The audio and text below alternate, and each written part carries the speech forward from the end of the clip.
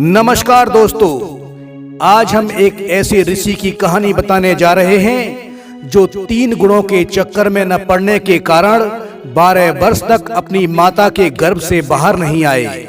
जी हाँ दोस्तों, श्री वेद व्यास जी के पुत्र सुखदेव जी ही वह ऋषि थे जिन्होंने तभी जन्म लिया जब स्वयं श्री कृष्ण जी ने यह आश्वासन दिया कि तुम्हें तीनों ताप छू नहीं सकेंगे। तो दोस्तों, वह 3 तापीय गुण कौन से हैं, इसके बारे में हम आपसे यह प्रश्न पूछेंगे। तो दोस्तों, सुखदेव जी महाभारत काल के मुनि थे। वेद व्यास जी के पुत्र सुखदेव जी बचपन में ही ज्ञान प्राप्ति के लिए वन में चले गए थे। इन्होंने ही राजा परीक्षित, जिनको तक्षक नाग द्वारा 7वें दिन डसने का शाप लगा था, मोक्ष प्राप्ति के लिए श्रीमद् भगवत पुराण की कथा सुनाई थी। तो दोस्तों, श्री सुखदेव जी ने व्यास जी से महाभारत भी पढ़ा था और उसे देवताओं को भी सुनाया था। ये मुनि कम अवस्था में ही ब्रह्मलीन हो गए थे।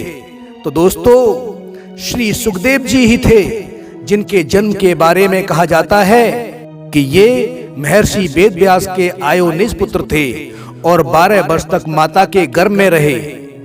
तो दोस्तों, कथा कुछ इस प्रकार है। एक बार भगवान शिव माता पार्वती को कथा सुना रहे थे और शर्त ये थी कि कथा सुनते सुनते हुंकार भरनी है, जिससे मुझको पता चलता रहे कि आप कथा सुन रही हैं, क्योंकि मैं तो भावमग्न होकर ध्यानस्थ होकर कथा कहूंगा। लेकिन पार्वती जी को कथा सुनते सुनते नींद आ गई।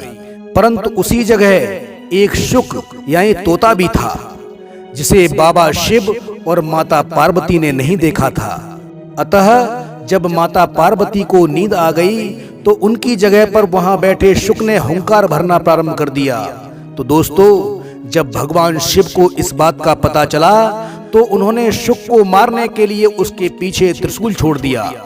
शुक जान बचाने के लिए तीनों लोकों में भागता रहा। भागते भागते वह व्यास जी के आश्रम में आया और सूक्ष्म रूप बनकर उनकी पत्नी के मुख में घुसकर वह उनके गर्भ में प्रवेश कर गए। ऐसा कहा जाता है कि ये 12 वर्ष तक गर्भ से बाहर नहीं निकले। अमर कथा के प्रभाव से वे स्वयं को सिद्ध कर चुके थे। तो दोस्तों, अतः जब भगवान ने स्वयं आकर उन्हें आश्वासन दिया कि बाहर निकलने पर तुम्हारे ऊपर माया का प्रभाव नहीं पड़ेगा, तभी ये गर्भ से बाहर निकले और व्यास जी के पुत्र कहलाए। गर्भ में ही इन्हें वेद दर्शन और पुराण का सम्यक ज्ञान हो गया था। दोस्तों, जन्म लेते ही ये बाल्य अवस्था में वन की ओर भागे। ऐसी उनकी संसार से विरक्त भावनाएं थीं, परंतु वात्सल्य भाव से रोते हुए श्री व्यास जी भी उनके पीछे पीछे भागे। मार्ग में जलाशय में कुछ कन्याएं स्नान कर रही थीं। उन्होंने जब सुखदेव जी महाराज को देखा तो उनकी अवस्था का ध्यान न रखकर सुखदेव जी का आशीर्वाद लिया। लेकिन जब सुखदेव जी के पीछे मोह में पड़े श्री व्यास वहां पहुंचे तो सारी कन्याएं छुप गईं।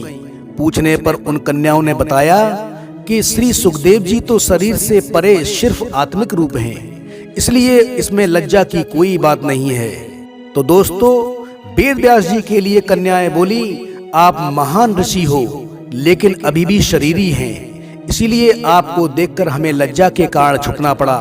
तो दोस्तों, ऐसी सांसारिक वृत्ति से सुखदेव जी महाराज ने तप प्रारंभ किया। कहते हैं कि सुखदेव जी अजर अमर हैं और समय समय पर महान ऋषि मुनियों को दर्शन देकर उन्हें कृतार्थ करते हैं। तो दोस्तों, ये कहानी आपको अच्छी लगी है तो मेरे चैनल को लाइक करें, सब्सक्राइब करें और कमेंट जरूर करें। धन्यवाद दोस्तों।